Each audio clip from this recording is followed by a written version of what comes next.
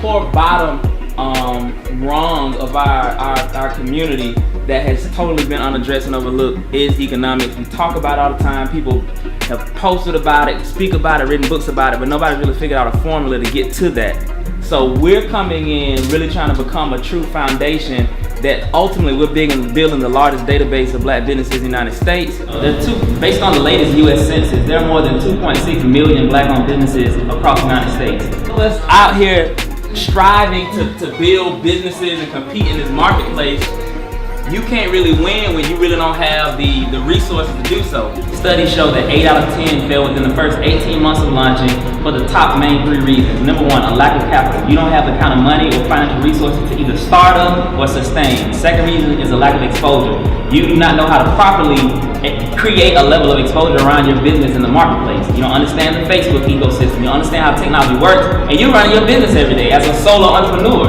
And third reason is a lack of business acumen. You're typically the first generation entrepreneur for a lot of African Americans. So we feel like we are building a platform for millions of business owners to stand on. If I could tell y'all the stories that we had already in the span of this year. So we started in Atlanta, and we're just highlighting dope businesses across the city. And it just took off, and like it went crazy last year. Our site went viral in the month of July, the day after Alton and Sterling and Philando were killed.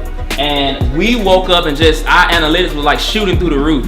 And we started searching throughout social media, and people were posting.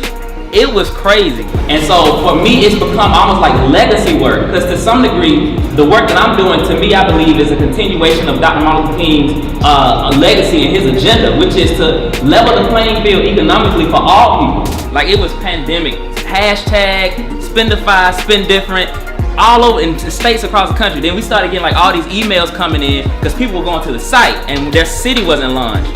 And that really was what birthed this movement to Spendefy nationwide, because people were like, I'm trying to get on this thing and use it, y'all ain't in my city. And then the beauty in what we were doing, we found an area and a problem that has a level of scalability to it. A lot of people were saying like, why not go to like minority-owned businesses or women-owned businesses? It's like, yeah, we can expand to that, but there are 2.6 million customers that are underserved right here, and there are a lot of them that are actually really dope, and we want to tell those stories. I want to talk about data. Now this word right here is my swag. I love like data and like studying how do consumers behave, how do they spend, why do they spend certain places, what would get a person to even shop with the black-owned businesses, who cares about black businesses, why is it even a topic, like how do we navigate that nuance, like what are the businesses on our platform, what do they like, what are they actually doing, what are their services, how can we help them improve, how can we help them better market themselves. When you look at all these other companies, period, Facebook, all these guys are data miners. They're gathering the data on everything. That data becomes relevant to any corporation, any company, anybody that's businesses. All Facebook is doing is flipping data and charging businesses to run ads against it. That's all Facebook is doing. So like the data for me is becoming like a very fun factor, because I'm learning so much about consumer behavior. And one of the quotes that we always say on the team is like, what does the data say? Like, trust the data. Like, don't get romantic. Know what the data says and then build off of that. We're gonna know more about black businesses than anybody else.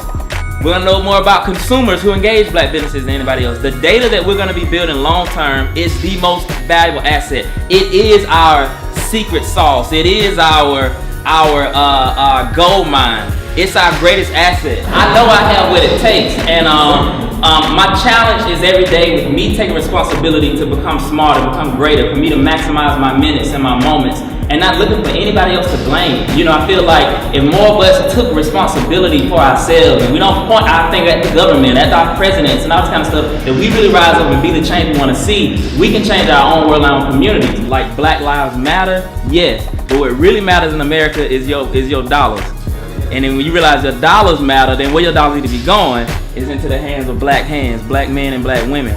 So we want to put focus here, because this is where the needle gets moved. This is what really buys everything else we want. It buys our communities, it buys our politics, it buys our government, it buys our education. It's this money, this shmoney. We need this money. There's nobody else to blame. I'm not pointing the finger because, I was born in the hood and it's a struggle. I'm not pointing the finger because I didn't have my dad in my life. I'm not pointing the finger at society or I'm a black man in America. What is my responsibility? I manage this space right here. This is my domain. And my job is to expand my sphere of influence to impact as many people as I can. So I wake up every day with a charge. It's not like I have a built-in generator. Well, I don't even need you to encourage me. I was born for this.